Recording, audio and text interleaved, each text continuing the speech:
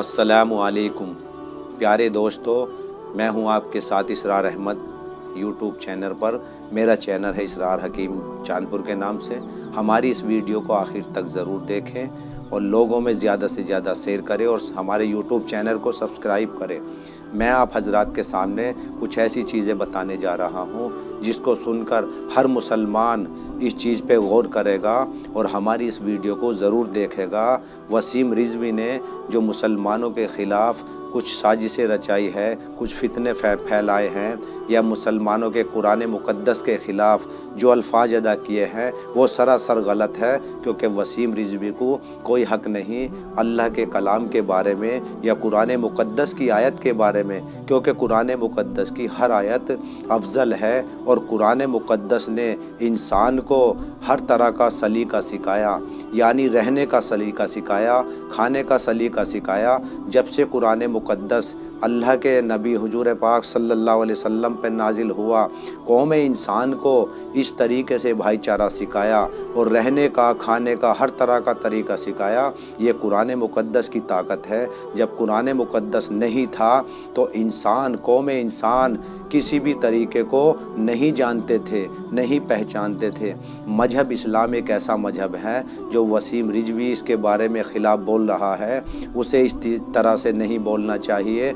हुजूर पाक सल्लल्लाहु अलैहि वसल्लम पूरी दुनिया के लिए रहमत बनकर आए, बरकत बनकर आए, लोगों की हिदायत का सामान बन कर के आए, क्योंकि हुजूर पाक सल्लल्लाहु अलैहि वसल्लम जब अल्लाह के नबी बने उससे पहले कौम के अंदर बिगाड़ था। उससे पहले लोग अपनी ज़िंदा लड़कियों को दफन कर देते थे और एक दूसरे पे जुल्म करते थे, एक दूसरे का कत्ल करते थे, एक दूसरे के साथ तरह तरह के मामलात करते थे। लेकिन जब हुजूर पाक सल्लल्लाहु अलैहि वसल्लम को अल्लाह ताला ने नबी बना करके भेजा तो हुजूर पाक सल्लल्लाहु अलैहि वसल्लम ने लोगों को रहने का सलीका सिखाया, एक दूसरे से मोहब्बत का सलीका सिखाया, और हुजूर पाक सल्लल्लाहु अलैहि वसल्लम ने खाने का सलीका सिखाया, तिजारत का सलीका सिखाया। ये हुजूर पाक सल्लल्लाहु अलैहि वसल्लम की देन है।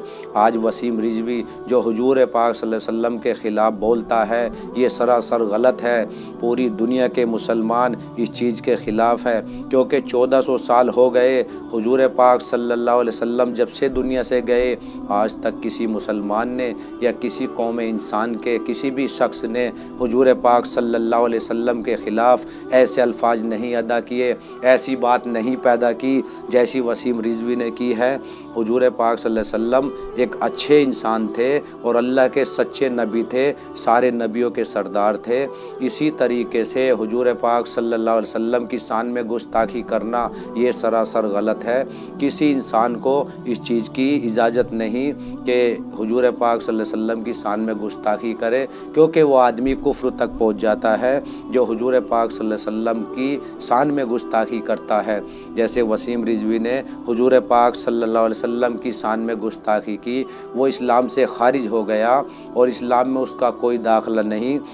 अब इस्लाम से जब वो अलग हो गया या दूसरे मजहब को उसने इख्तियार कर लिया तो उसे कोई हक़ नहीं मजहब इस्लाम के ख़िलाफ़ कोई बात करने का, या अल्लाह के ख़िलाफ़ कोई बात करने का, या हुजूर पाक सल्लल्लाहु अलैहि वसल्लम के ख़िलाफ़ कोई बात करने का कोई हक़ नहीं है। इसी तरीके से कुरान मुक़द्दस की जो 26 आयतों के बारे में बताया, अरे और आयतों को भी पढ़ करके देखो। और 26 आयतें क्या, कुरान मुक़द्दस ने अगर किसी आदमी ने किसी का नाजायज़ कत्ल किया है तो उसकी सज़ा के बारे में फ़रमाया है। वैसे भाईचारा कुरान मुक़द्दस सिखाता है।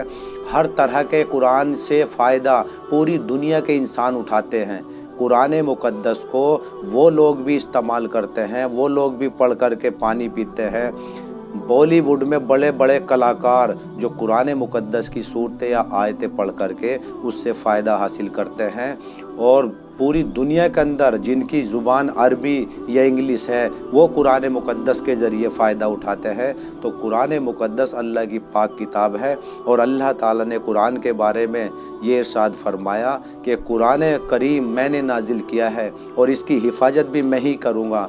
पूरी दुनिया के इंसान मिल कर के कुरान करीम की एक आयत को कुरान से अलग नहीं कर सकते, और तू इसकी आयत को क्या अलग करेगा, क्योंकि दुनिया के अंदर खरबों लोग हाफिज हैं और कुरान मुक़द्दस की तिलावत तो पहाड़ और पत्थर भी करते हैं। कुरान मुक़द्दस की तिलावत तो मूज़ी जानवर भी करते हैं। सांप बिच्छू भी कुरान को पढ़ते हैं, परिंदे भी कुरान को पढ़ते हैं।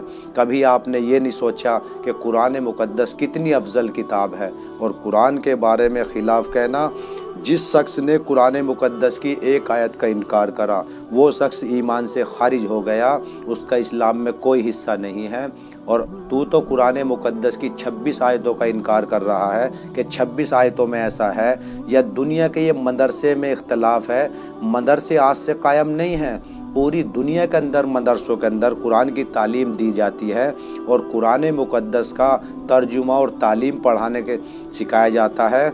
जब हुजूर के ज़माने में लोग एक दूसरे पे जुल्म करते थे, एक दूसरे पे यानी कत्ल कर देते थे, जब अल्लाह ताला ने कुछ आयतें ऐसी नाजिल की कि हुजूर पाक सल्लल्लाहु अलैहि वसल्लम के तरह तरह के बेटियों को सताया गया, बीवियों को सताया गया, परिवार के लोगों को कत्ल किया गया, मासूम बच्चों का कत्ल किया गया, जब अल्लाह ताला ने हुजूर पाक सल्लल्लाहु अलैहि वसल्लम को कुछ आयतें ऐसी नाजिल की कि आप भी उनका मुकाबला कर सकते हैं और इन आयतों के ज़रिए जिसने जो कसूर किया है उसे सज़ा दे सकते हैं।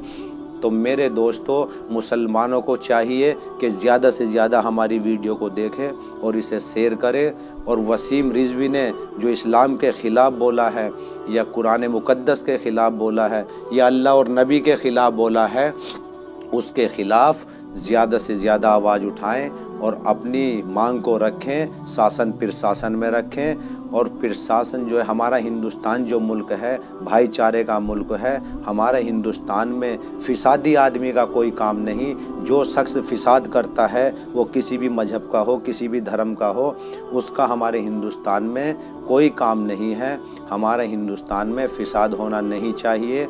हमारे हिंदुस्तान में किसी भी मज़हब का मानने वाला हो, वो सब आपस में भाई है, भाईचारे से लोग रहते हैं, प्यार और मोहब्बत से रहते हैं। और शासन प्रशासन को इसका चाहिए कि प्यार और मोहब्बत, अमन की, सुकून की, शांति के आदेश करे और वसीम रिजवी के ख़िलाफ़ कानूनी कार्रवाई करें। और पूरी दुनिया के मुसलमान इस चीज़ को और हमारी इस वीडियो को ज़रूर देखें। खुदा हाफिज़।